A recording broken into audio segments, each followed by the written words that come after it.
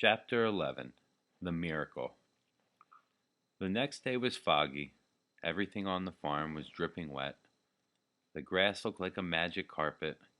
The asparagus patch looked like a silver forest.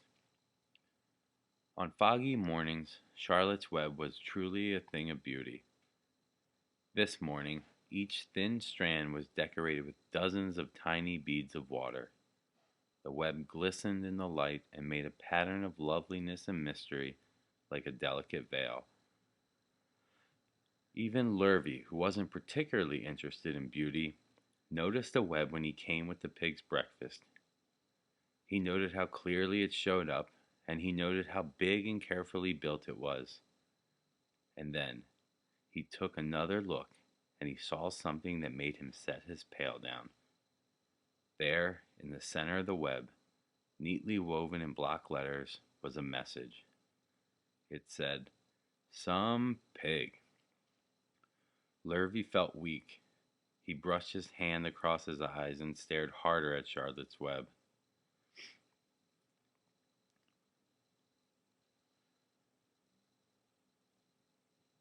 "I'm seeing things," he whispered.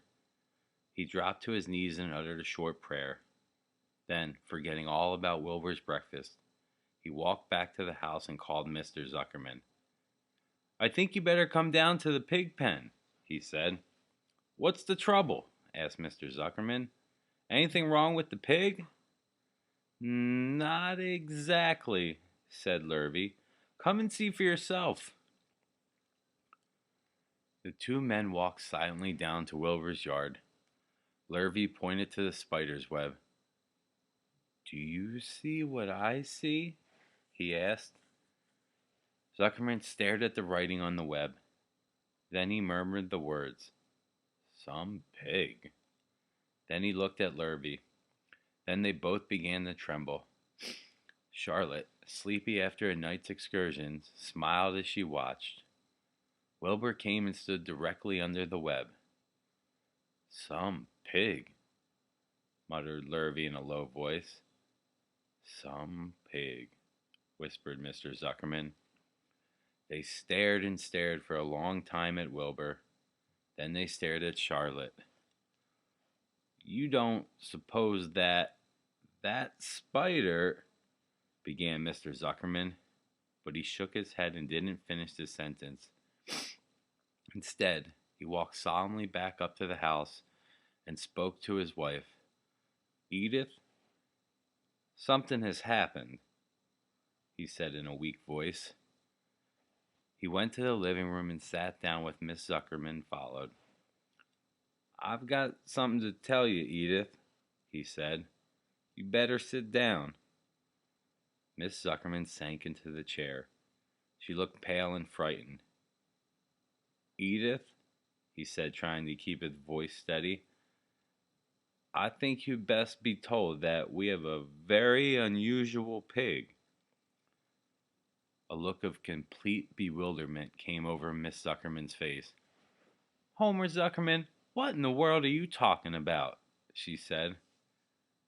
"This is a very serious thing, Edith," he replied. "Our pig is completely out of the ordinary." "What's unusual about the pig?" asked Miss Zuckerman, who was beginning to recover from her scare. "Well, I don't really know yet," said Mr. Zuckerman. "But we have received a sign, Edith, a mysterious sign. A miracle has happened on this farm. There is a large spider's web in the doorway of the barn cellar right over the pig pen. And when Lurvy went to feed the pig this morning, he noticed the web because it was foggy. And you know how a spider's web looks very distinct in a fog. And right sprang in the middle of the web, there were the words, 'Some pig.' The words were woven right into the web. They were actually part of the web, Edith. I know, because I've been down there and I've seen them. It says 'Some pig,' just as clear can be. There can be no mistake about it.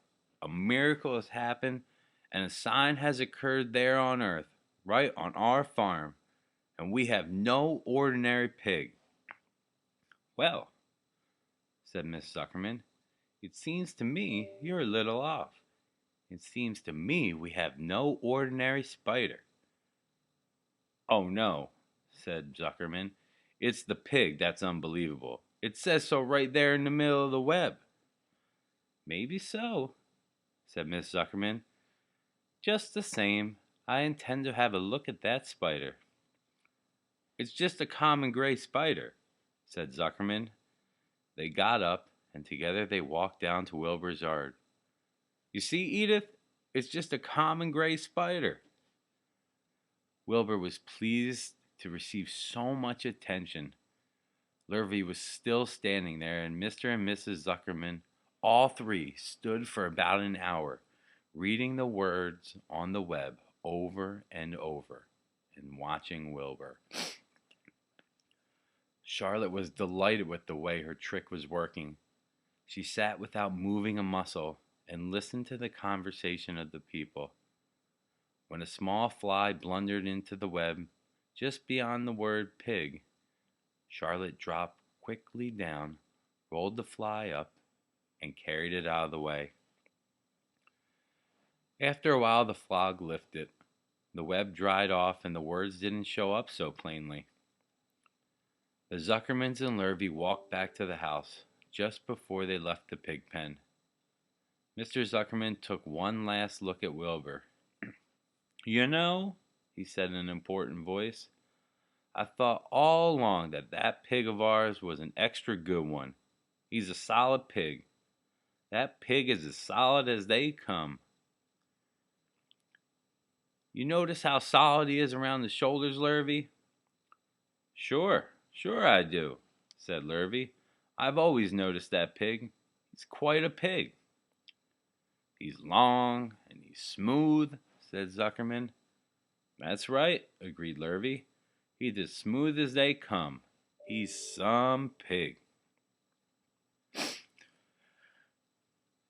When Mr. Zuckerman got back to the house, he took off his work clothes and put on his best suit. Then he got into his car and drove to the minister's house. He stayed for an hour and explained to the minister that a miracle had happened on the farm. "So far," said Zuckerman, "only 4 people on earth know about this miracle. Myself, my wife Edith, my hired man Lurvy, and you." "Don't tell anybody else," said the minister.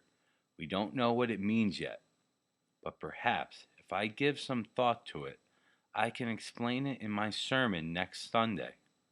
There can be no doubt that you're the most unusual pig. I intend to speak about it in my sermon and point out the fact that this community has been visited with a wondrous animal. By the way, does the pig have a name?" "Why, yes," said Mr. Zuckerman. "My little niece calls him Wilbur. She's rather a queer child, full of notions. She raised a pig on a bottle. I bought him from her when he was a month old." He shook hands with the minister and left. Secrets are hard to keep. Long before Sunday came, the news spread all over the county. Everybody knew that the sign had appeared in the spider's web on the Zuckerman place. Everybody knew that the Zuckermans had a wondrous pig. People came from miles and miles around to look at Wilbur and to read the words on Charlotte's web. The Zuckerman's driveway was full of cars and trucks from the morning till night. Fords and Chevys and Buick Roadmasters and GMC pickups and Plymouths and Studebakers and Packards and DeSantos with gyronic transmissions and Oldsmobiles with rocket engines and Jeep station wagons and Pontiacs. The news of the wonderful pig spread clear up into the hills, and farmers came rattling down in buggies and buckboards to stand for hour after hour at Wilbur's pen, admiring the miraculous animal. All said they had never seen such a pig before in their lives.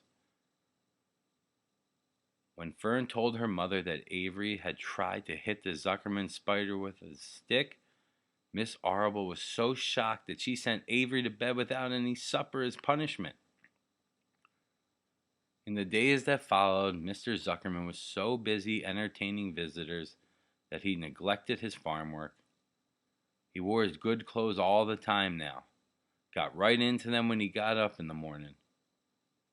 Miss Zuckerman prepared special meals for Wilbur. Lurvy shaved and got a haircut, and his principal farm duty was to feed the pig while people looked on. Mr. Zuckerman ordered Lurvy to increase Wilbur's feedings from 3 meals a day to 4 meals a day. The Zuckermans were so busy with visitors, they forgot about the other things on the farm. The blackberries got ripe, and Miss Zuckerman failed to put up any blackberry jam. The corn needed hoeing, and Lurvy didn't find time to hoe it. On Sunday, the church was full. The minister explained the miracle. He said that the words on the spider's web proved that human beings must always be on the watch for the coming of wonders. All in all, the Zuckerman's pig pen was the center of attraction.